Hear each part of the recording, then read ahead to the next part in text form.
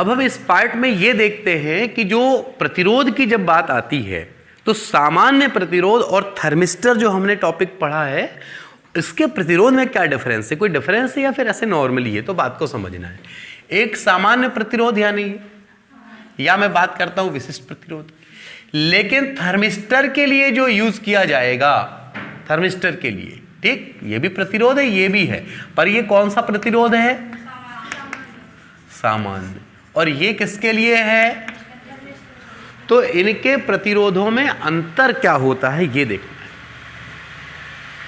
इसका जो प्रतिरोध होता है, ये प्रतिरोध ये हमेशा ना पॉजिटिव होता है, नेगेटिव कभी पॉजिटिव, मतलब नेगेटिव कभी नहीं होता सामान्य प्रतिरोध, कुछ तो रुकावट करेगा, मतलब ये है, अब कम करे यानी कोई चीज शुद्ध पाई नहीं जा सकती। लेकिन इस थर्मिस्टर की अगर बात करेंगे तो ये प्रतिरोध क्या लिखा है, प्लस माइनस VE, इसका मतलब क्या है, यानी ये धनात्मक भी हो सकता है और ऋणात्मक भी, वही पॉइंट, ठीक, देखें। और फिर बात आती है इन दोनों के प्रतिरोध की बात करें हम, मतलब मात्रा, यानी कौन बड़ा और कौन छोटा, तो हमेशा जो थर्मिस्टर प्रतिरोध है ये क्या होता है, अधिक है, ठीक। और फिर इफेक्ट करते हैं हम किसका, ताप का प्रभाव। इसमें ताप का प्रभाव सामान्य प्रतिरोध में कम होता है, लेकिन इसमें इसकी जो गति है वो कैसी होती है, उच्च गति से प्रभावित, ठीक है। यानी ये प्रतिरोध हमेशा धन होगा, जबकि थर्मिस्टर का प्रतिरोध धनात्मक ऋणात्मक दोनों हो सकता है। ये इसका मान जनरली कम होता है, इसका मान उच्च। ताप का इफेक्ट इस पे पड़ेगा तो दोनों पे, लेकिन इस पे कम और इसमें वो ज्यादा इफेक्ट पड़ेगा। इसके लिए ये कंसेप्ट जो ये तीनों में जो डिफरेंसेस आए ये मालूम होने चाहिए, क्वेश्चन बन के निकलते हैं यहां से, ठीक है। पूछ लिया जाता है कि थर्मिस्टर के लिए प्रतिरोध का मान संभव है, थर्मिस्टर के लिए प्रतिरोध का मान संभव है, पहला धनात्मक, या ऐसा बोल लिया था कि R 0 से बड़ा, ठीक, R 0 से छोटा, लेस R, ये, और R जो है ये किसके लिए, सामान्य, पहले दो क्वेश्चन बना ले। अगर बोला कि सामान्य प्रतिरोध संभव है, सामान्य प्रतिरोध हमेशा क्या होता है, सामान्य प्रतिरोध के लिए आता, मतलब वो आंसर कौन सा आता था। लेकिन अगर वो थर्मिस्टर के लिए कह देता तो वो ऋणात्मक भी हो सकता, मतलब 0 से बड़ा भी और 0 से, तो ये तो आ गया क्या, देखो कहीं है ऐसा, तो आंसर क्या होना चाहिए था, R का मान ऋणात्मक, यानी क्या बोलोगे आप, 0, ये 0 से बड़ा और R का मान 0 से छोटा, ये ऑप्शन कहीं होना चाहिए था। 0 नहीं होता, 0 तो किसी में नहीं होता, क्योंकि पूर्ण रूप से आदर्श कोई चीज दुनिया में है ही नहीं, ठीक, ये ध्यान रखना है। अब हम बात करते हैं अति चालकता की। तो अति चालकता की जो खोज है वो किया था किसने, कैमरलिंग ओन्स ने। और जो कैमरलिंग ओन्स है उन्हें किस बात को तवज्जो दिया था, तवज्जो इस बात को दिया था कि जब आप ताप पे प्रभाव डालते हैं, ताप को, तो प्रतिरोधकता भी धीरे धीरे क्या होती है, घटती है। नहीं मालूम प्रतिरोधकता भी क्या होती है, ताप घटाओगे तो अभी आपने देखा ना, यहां पे एक मैंने कंसेप्ट आपको बताया था, RT = R0 1 + αT। इसका क्या संबंध था इससे, इसका मतलब ताप को अगर कम करेंगे तो प्रतिरोध भी क्या होगा, तो करते करते ताप का एक मान ऐसा होगा, एक मान जिसे हम जानेंगे क्रांतिक मान के नाम से। देखें कि RT समानुपाती है T, ताप को कम करते जाएंगे प्रतिरोधकता का मान क्या होते जाएगा, कम होगा। और एक टाइम ऐसा आएगा कि ताप का एक मान जिसको क्रांतिक मान में TC के नाम से कहूंगा, जब इसका R का मान हो जाएगा बहुत ही कम, बहुत, ये कह लो कि 0 हो जाएगा, उस स्थिति में टीसी को क्रांतिक ताप कहते हैं। और इस स्थिति में जब प्रतिरोध 0 होगा तो धारा आसानी से प्रवाहित होगी बिना रुकावट के, और यही है अतिचालकता। अतिचालक यानी कोई चालक है, अतिचालक है यानी प्रतिरोध है ही नहीं, थोड़ी सी धारा दी और तो देखा गया कि जब ताप कम करते जाएंगे तो प्रतिरोध कम होगा, ताप का एक ऐसा मान प्राप्त होगा कम करते करते कि प्रतिरोधकता कितनी होगी, और उस स्थिति में धारा का मान क्या होगा, आसानी से प्रवाहित होगी बिना रुकावट के। तब हम कहते हैं कि क्या है वो, अतिचालक। वो पदार्थ अतिचालक है और ये गुण अतिचालकता है।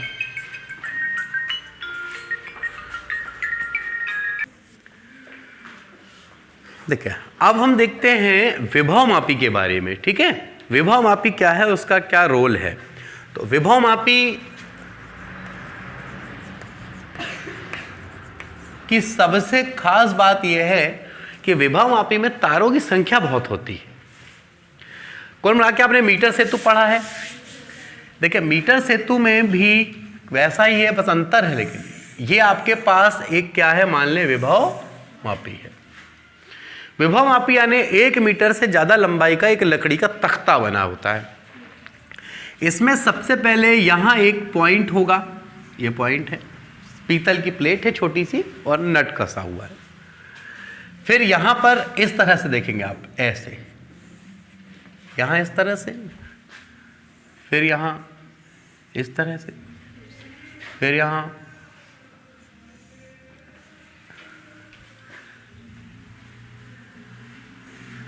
फिर इस तरह से, फिर यहां और यहां लास्ट में फिर छोटी सी। ये सब किसकी है, ये पीतल की प्लेट है। यहां पर एक नट है और यहां कितने हैं, ये 2 हैं।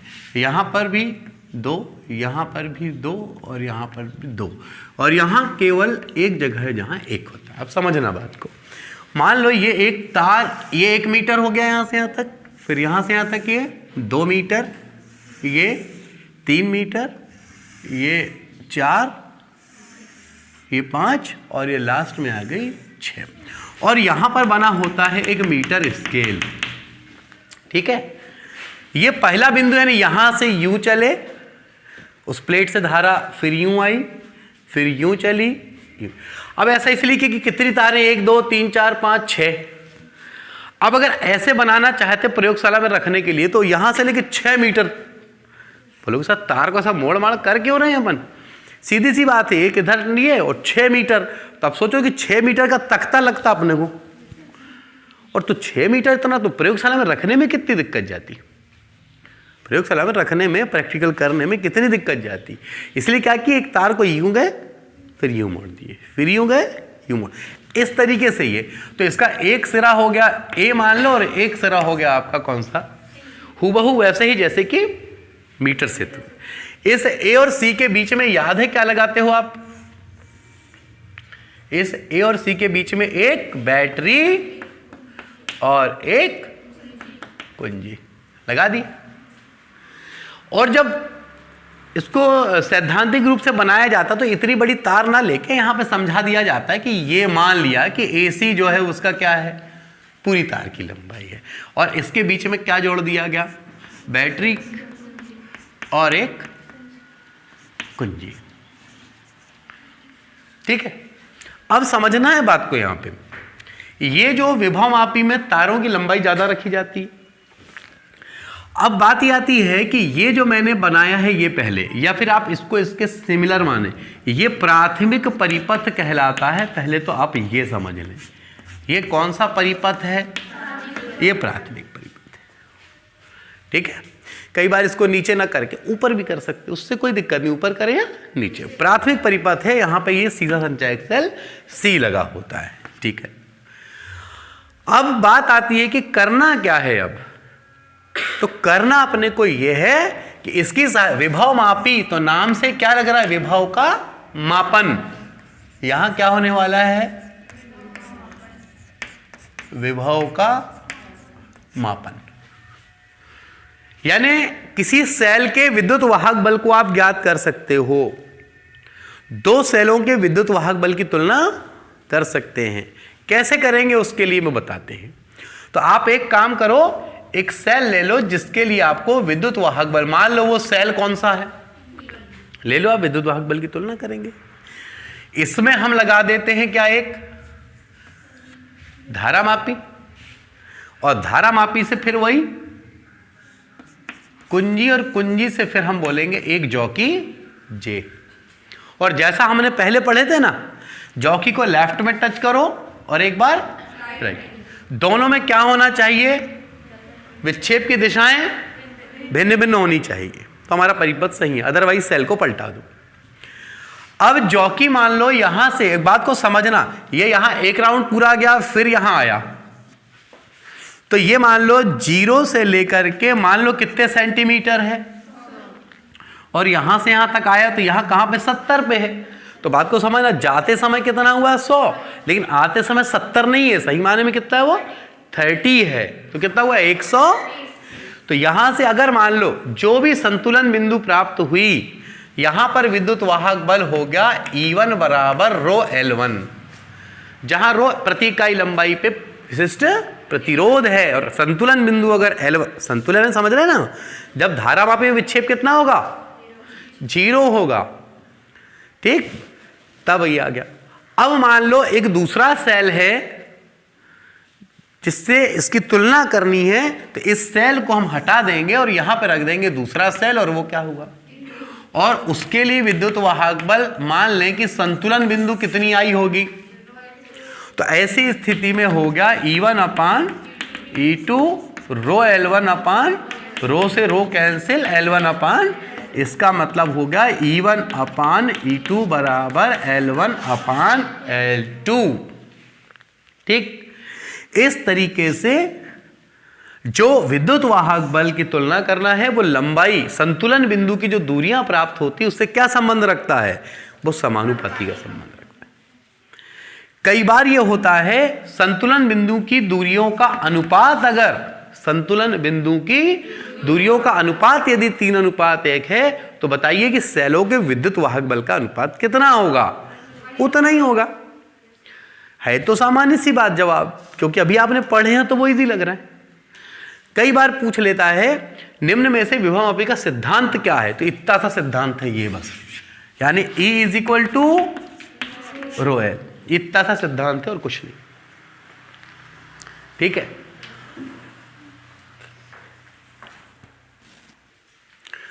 अब ये होता है कि जैसे किसी सेल का अगर आंतरिक प्रतिरोध ज्ञात करना है तो भी आप विभवमापी की सहायता से कर सकते हो। अब कैसे करोगे मैं इस बात को थोड़ा सा समझा दूं। मान लो कि ये आपके पास ये कौन सा परिपथ है, प्राथमिक परिपथ, ठीक है, मतलब A और C। यहां पर आपने सबसे पहले एक सेल लिए, नया सेल, जिसका क्या लाना चाहते हो आप, आंतरिक प्रतिरोध, ठीक है। लेकिन इस सेल के में कुंजी और ये जॉकी, यहां पे चाहो तो एक धारा, यहां पर समझना, यहां एक लगाऊंगा रेजिस्टेंस बॉक्स सेल के बीच में, क्या लगाऊंगा, रेजिस्टेंस बॉक्स, ठीक। लेकिन अब क्या करूं, पहले कंडीशन को समझ लें, मैं क्या लाना चाहता हूं, इस सेल का कौन सा प्रतिरोध लाना चाहता हूं, स्मॉल आर। अब ये स्मॉल आर लाने के लिए मुझको क्या करना पड़ेगा, तो सबसे पहला स्टेप जो होगा S1 स्टेप, आप रेजिस्टेंस बॉक्स में प्रतिरोध को क्या रखो, आप 0 रखो, सॉरी प्रतिरोध क्या रख दो, आप 0 रख दो। 0 रख करके आप कुछ भी नहीं करना है, जैसा आप प्रयोग करते थे, यहां से पहले आपने K1 कुंजी को ऑन किया, K2 को ऑन किया, फिर वो विक्षेप चालू किया। जब विक्षेप G में कितना आ जाए, 0 आ जाए, तो उससे आप क्या प्राप्त कर लेंगे,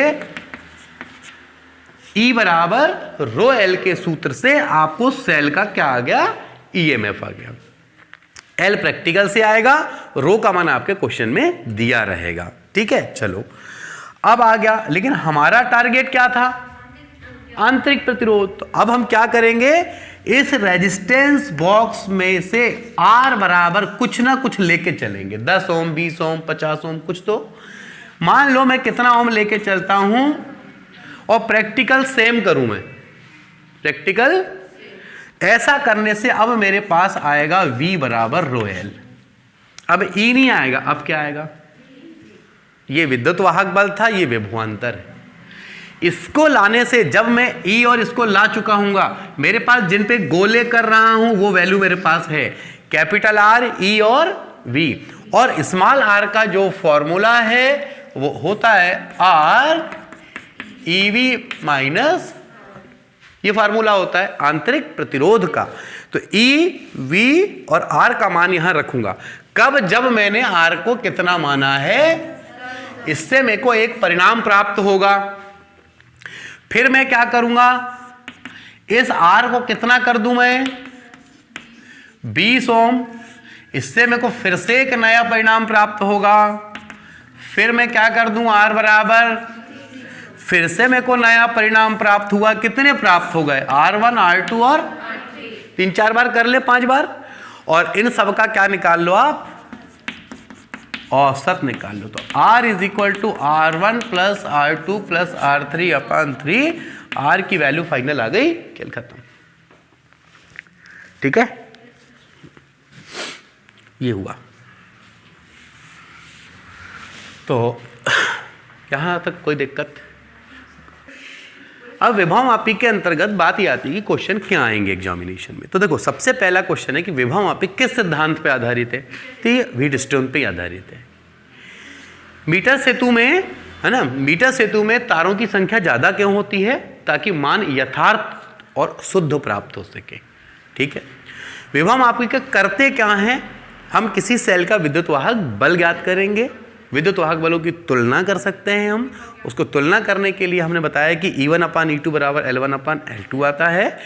किसी सेल का आंतरिक प्रतिरोध ज्ञात कर सकते हैं, उसके लिए फार्मूला ये है। E ज्ञात करने के लिए प्रतिरोध को शून्य रखा जाता है और V ज्ञात करने के लिए प्रतिरोध को कुछ ना कुछ माना जाएगा, 10 ओम, 20 ओम, 50 ओम, जो भी हमें मानना वो हमें मानना होता है। ठीक है, इसके लिए हम एक से ज़्यादा बार लाते हैं तो ये तो पूछेगा नहीं ऐसा। इसके बाद क्वेश्चन ये आता है कि विभव को मापने के लिए वोल्टामीटर ज़्यादा बेस्ट है या फिर विभव मापी ज़्यादा अच्छा है?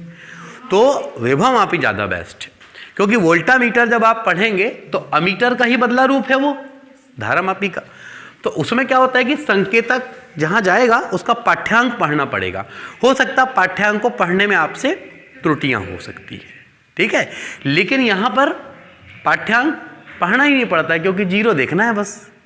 पाठ्यांक में केवल क्या देखना है, जीरो। ये शून्य विक्षेप विधि पर आधारित है। खास बात, ये किस पे आधारित है, ये पॉइंट याद रखना। शून्य विक्षेप विधि, इस पर आधारित है ये विभव मापी। ये क्वेश्चंस पूछे जाते हैं। तारों की संख्या ज्यादा क्यों रखी जाती है, इसका ज्यादा वजह पूछा जाता है, तो मात्र शुद्ध और यथार्थ प्राप्त करने के लिए। ठीक है, तो ये क्वेश्चंस आएंगे किसके, विभव मापी से जुड़े हुए। इसके अलावा बहुत ज्यादा क्वेश्चन यहाँ नहीं बनते हैं। हाँ, अब जैसे L1 L2 का अनुपात दिया हो, उससे न्यूमेरिकल बन गए आपके। यहाँ E V और R का मान दिया है, न्यूमेरिकल बन गए। तो आपको वैल्यू पुटअप करना है। फिर तो हो सकता है कई बार भाई E V और आंतरिक प्रतिरोध दिया, तुमको बाह्य प्रतिरोध बोल दिया उसने, ऐसा भी तो हो सकता है। तो आपको ये पता रखना है फिजिक्स में कि भाई आपको ये 4 चीजें दी हैं, 4 में कोई 3 हमको ज्ञात होंगी, चौथी हम ज्ञात कर लेंगे। ठीक है।